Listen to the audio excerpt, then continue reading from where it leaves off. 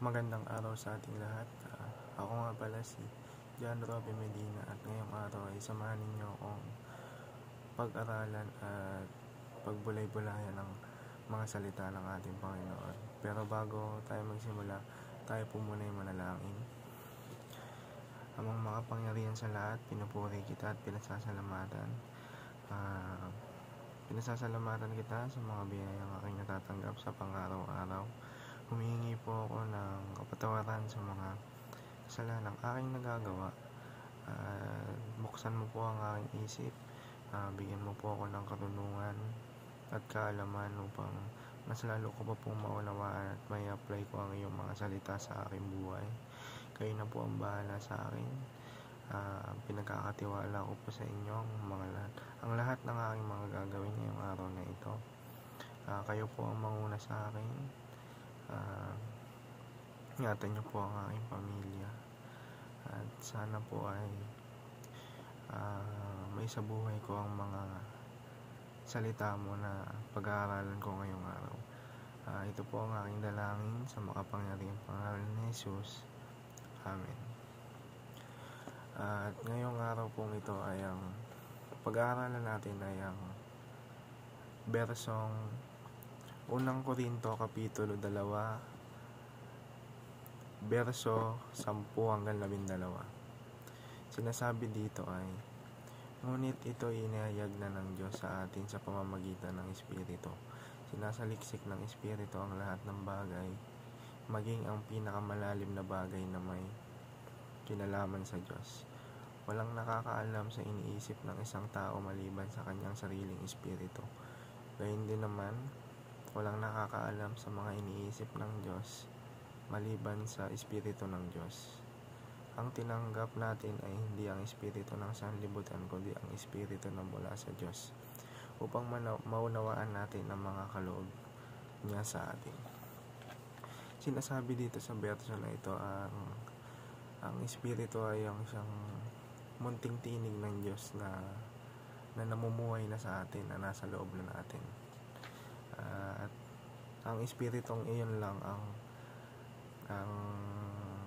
nakakaalam ng mga iniisip natin, kundi yung Diyos lang. At sa teachings naman po natin ay una, God imparted Himself to us. Pag sinabing imparted, binigay niya na yung sarili niya sa atin. Yun yung pinaka-importanteng binigay ng Diyos o yung pinaka-greatest gift ng Diyos sa atin ay ang kanyang sarili. Minsan kasi nakafocus lang tayo sa mga material na bagay. Hindi natin na-realize na si God Himself, He is the best gift to us, to every one of us. Hindi lang material ang binibigay ng ating Panginoon sa atin. Sabi nga sa Mateo 4:4, hindi lang sa tinapay nabubuhay ang tao, kundi sa bawat salitang nagmumula sa bibig ng Diyos. At yun nga, mas nauunawaan tayo ng Panginoon kaysa sa pangunawa natin sa sarili natin. Panginoon lang nakakaunawa sa atin. Hindi pa natin ginagawa pero alam na ng Diyos yung iniisip natin. Sa pangalawa naman, we have the mind of Christ. Parang yung espiritong nananahan sa atin, yun yung tinig ng Diyos. Yun yung kaya kapag naramdaman na natin yung espiritu natin na may sinasabi sa atin na kalooban ng Diyos, wag na tayong mag-atubiling gawin ito dahil ito'y kaloob ng Diyos. Ito yung gawaing kinalulugdan niya. Ito yung iniuutos niya sa atin. Sa pangatlo naman, our deepest intimacy is with God. Yun nga, sa intimacy, yung deepest relationship, yung close na kayo. Hindi natin makukuha yung intimacy sa magulang natin, sa kapatid natin, o sa mga kaibigan natin. Tanging si Lord lang yung may pinaka deepest intimacy sa atin, na yun yung pagmamahal niya sa atin. Ganun niya na ipakita yung pagmamahal niya sa atin. Kasi nga mas kilala tayo, sabi ko kanina, mas kilala tayo ni Lord kaysa sa kaysa sa sarili natin. Kumbaga, alam ni Lord lahat alam ni Lord lahat yung sa sarili natin kasi siya yung minalang sa atin. Kumbaga, siya yung pinaka driver ng buhay natin. Siya yung nagdidikta sa atin kung ano yung mga dapat natin gawin. Para naman sa ating application ay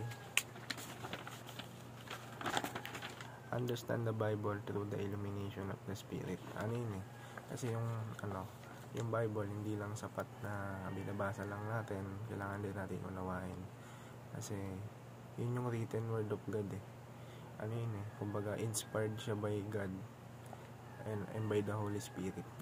Guided yung mga nagsulat nun, guided yun ng Holy Spirit, which is yung sa Holy Spirit doon nangungusap yung Panginoon natin. Doon niya pinaparating yung mga gusto niyang mangyari, yung mga gusto niyang gawin natin sa buhay natin. Espiritu, yung Holy Spirit, siya yung gumabay sa mga writers ng Biblia mula pa noong unang panahon. Sa pangalawang application naman natin ay talk with God with our innermost thoughts. Yun nga, surrender natin sa Kanya lahat ng mga problema o yung mga bagay na bumabagabag sa atin kasi siya lang yung sagot wala nang ibang sagot, siya lang. Hindi natin kaya masasolve yan sa sarili natin unless i-surrender natin to lahat sa Panginoon. Diyos lang ang tunay na makakaintindi sa atin, siya lang. Sa pangatlo naman, pursue intimacy with God by being sensitive to the voice of Spirit. Yun nga, yung kumbaga yung spirit ng Panginoon na nasa atin. Lagi natin tong yung munting tinig nun, lagi natin yung pakikinggan kasi yun yung mas nakakapagpatatag pa ng relasyon natin sa ating Panginoon. Yung Espiritu, siya yung tinig ng Panginoon. Yun lamang po, maraming salamat po. At sa pagtatapos po natin, samahan niyo po ulit akong manalangin. Amang mga pangyarihan sa lahat, papasalamat po ako ngayong araw dahil binigyan niyo po ako ng kalakasan ng isip at pangangatawan para mapag-aralan ng iyong mga salita. Kayo na po ang bahala sa aking buhay. Sinusurrender ko po lahat ng mga problemang nananahan sa loob ko. Alisin niyo po ito sa akin, lahat ng mga distraction. Pinupuri kita palagi, O Lord. Pinasasalamatan kita. Ikaw ang mag-drive, ikaw ang magmaneho sa buhay ko.